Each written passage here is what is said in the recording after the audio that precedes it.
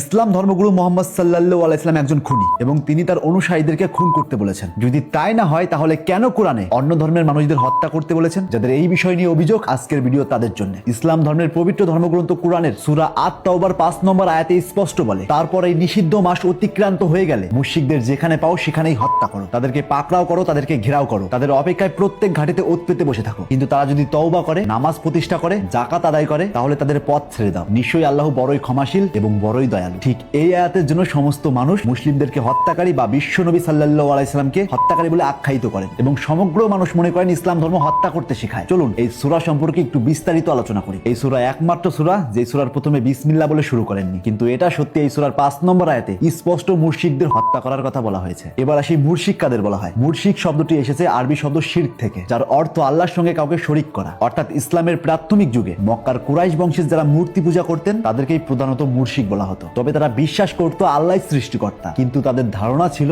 বিভিন্ন দেবদেবী বা মূর্তির মাধ্যমে আল্লাহর কাছে পৌঁছাতে হবে। তাই তারা কাবার ভিতরে এবং আশেপাশে মোট 360টি মূর্তি স্থাপন করেন। এবার আসি, সত্যি কি কোরআন সমস্ত অমুসলিমকে হত্যা করতে বলেছেন, নাকি এর মধ্যে লুকিয়ে আছে অন্য ঘটনা? সূরা আত-তাওবা নাজিল হয় হিজরির 9ম বছরে। তখন আরব উপদ্বীপে মুসলিমদের সঙ্গে কিছু নির্দিষ্ট মুশরিক গোত্রের সঙ্গে চুক্তি হয়, টানা 10 বছর কোনো যুদ্ধ করা যাবে না, দুই পক্ষের বিরুদ্ধেই পরস্পর সাহায্য করবে না। যে কোনো গোত্র চাইলে মুসলিম পক্ষে বা কুরাইশদের পক্ষে চুক্তিবদ্ধ হতে পারবে, কেউ গোপনে আক্রমণ বা বিশ্বাসঘাতকতা করতে পারবে না। এটা ছিল শান্তি এবং সহাবস্থানের চুক্তি, অর্থাৎ এই চুক্তির মেইন উদ্দেশ্য ছিল শান্তি। কিন্তু এই চুক্তি হওয়ার পরেও সেই মুশরিকরা বারবার সেই চুক্তি ভঙ্গ করছিল। তারা গোপনে ষড়যন্ত্র করে, বিশ্বাসঘাতকতা করে এবং অকারণেই বারবার যুদ্ধ করেছিলেন। অর্থাৎ এক কথায় তারা বারবার সমস্ত চুক্তি ভঙ্গ করছিলেন। এটা শুধু একবার নয়, তারা বারবার করতে থাকে। তখন নাজিল হয় এই সূরা আত-তাওবা। তখন বলা হয় ওই চুক্তি ভঙ্গকারী মুশরিকদের যেখানে পাবে সেখানে হত্যা করো, তাদের প্রত্যেকটা ঘাটিতে ওত পেতে বসে থাকো, কিন্তু যেই সব মুশরিকরা ক্ষমা চাবে তাদেরকে যেতে দাও। অর্থাৎ এই সূরা নাজিল হয় শুধুমাত্র এক নির্দিষ্ট চুক্তি ভঙ্গ করা মুশরিকদের জন্য, সারা পৃথিবীর মানুষদের জন্য নয়। চলুন আরেকটু সহজ করে বলি। ধরুন ভারত আর পাকিস্তানের মধ্যে শান্তি চুক্তি হলো। চুক্তিতে লেখা হলো পরস্পর কেউ কাউকে আক্রমণ করবে না, কখনো বিশ্বাসঘাতকতা করবে না, কখনো চিট করবে না এবং নিরপরাধ মানুষদের হত্যা করবে না। কিন্তু এই চুক্তি হওয়া সত্ত্বেও পাকিস্তান বারবার ভারতবর্ষকে আক্রমণ করতে থাকে। ভারত সীমান্তের কাশ্মীরের উপর হামলা চালায় এবং অকারণে মানুষদের হত্যা করতে লাগলো। তাদেরকে বারবার সতর্ক করা সত্ত্বেও তারা এই অপকর্ম করতেই থাকলো। তারা প্রতিনিয়ত চুক্তি ভঙ্গ করছিল। এবার সত্যি করে বলুন তো, ভারতবর্ষ কি চুপ করে থাকবে? একদমই না। যেহেতু তারা বারবার সতর্ক করা সত্ত্বেও তারা চুক্তি ভঙ্গ করছে, তাই তাদের এই হামলা থামানোর জন্য তাদের সঙ্গে যুদ্ধ ঘোষণা করতে হবে। ঠিক তেমনি মুশরিকরা যখন বারবার চুক্তি ভঙ্গ করছিল, তাই তাদেরকে শুধরানোর জন্য 4 মাস সময় দিয়েছিল। যদি তারা এই 4 মাসের মধ্যে না শুধরায়, তবে চুক্তি ভঙ্গকারী, অশান্তি সৃষ্টিকারী মুশরিকদেরকে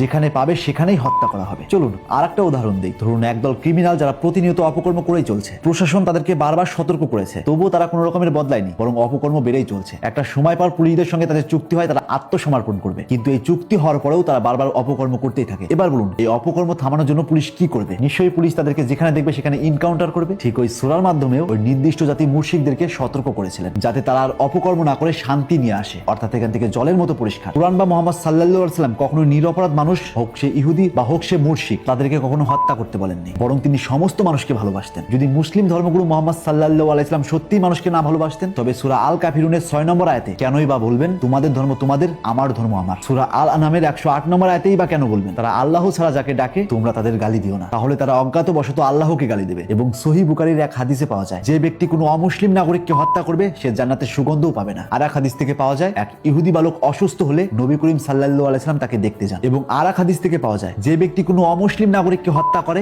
আমি কিয়ামতের দিন তার বিরুদ্ধে বাদী হব। অর্থাৎ এখান থেকে স্পষ্ট নবী মুহাম্মদ সাল্লাল্লাহু আলাইহি সাল্লাম অন্য ধর্মের মানুষদের খুব ভালোবাসতেন। আর যেই আয়াত নিয়ে এত বিতর্ক, সেই আয়াত সমগ্র অমুসলিমদের জন্য নয়, বরং কোনো এক সময়ের কোনো এক নির্দিষ্ট সীমা লঙ্ঘনকারী মুশরিকদের জন্য। আর যারা এই আয়াত নিয়ে বিতর্ক সৃষ্টি করেন, এট ফার্স্ট এই একটা আয়াত না পড়ে এই সূরা আত-তাওবার সমস্ত আয়াতগুলো পড়ুন এবং তার সমস্ত প্রেক্ষাপট সহ সমস্ত মানে জানার চেষ্টা করুন। সবকিছুর পরিপ্রেক্ষিতে একটা কথাই বলতে চাই, সে হোক হিন্দু ধর্ম, হোক মুসলিম ধর্ম, কিংবা হোক খ্রিস্টান বা বৌদ্ধ ধর্ম, সেই ধর্মকে প্রপারলি না জেনে সেই ধর্মকে কটূক্তি করা অন্যায়। আপনি তখনই মন্তব্য করুন যখন আপনি সমস্ত ঘটনা অবগত। আর ভুলেও কোনো ধর্মগ্রন্থে অপব্যাখ্যা করবেন না। আর একটা কথা সবসময় মনে রাখবেন, আমাদের ধর্ম আমাদের কাছে শ্রেষ্ঠ, তাদের ধর্ম তাদের কাছে শ্রেষ্ঠ। তাই কোনো ধর্মকে অসম্মান করবেন না। তাই প্রত্যেক ধর্মের উপর রেসপেক্ট রেখে কথা বলুন, কারণ আমি বিশ্বাস করি প্রত্যেক ধর্ম শান্তির ধর্ম, প্রত্যেক ধর্ম শান্তি শেখায়। কিন্তু এই সমাজে এক শ্রেণীর মানুষ আছে যারা ধর্মগ্রন্থগুলোকে বিকৃতি করে প্রতিনিয়ত অশান্তি বাঁধাচ্ছে। নিশ্চয়ই নিজের ধর্মটাকে শ্রেষ্ঠ প্রমাণ করুন, কিন্তু তা অন্য ধর্মকে ছোট করে নয়। আমার ভিডিওর উদ্দেশ্য কোনো ধর্মকে ছোট করা বা অসম্মান করা নয়, বরং আমার ভিডিওর উদ্দেশ্য সত্যটাকে জানানো। আর সত্য হলো নিম পাতার মতো, খেতে তেতো হলেও উপকার আছে। আর ভিডিওতে কোনো রকমের ভুল ত্রুটি থাকলে তা অবশ্যই ক্ষমার দৃষ্টিতে দেখবেন। আর কোনো তথ্যের ঘাটতি থাকলে কমেন্ট বক্সে থাকা ইমেল নাম্বারে অবশ্যই তথ্য দিয়ে সাহায্য করবেন। তাই আজ থেকে চোখ খুলুন আর এরকম ইন্টারেস্টিং ভিডিও প্রতিনিয়ত পাওয়ার জন্য তাপস এক্সপ্লোরার পেজটিতে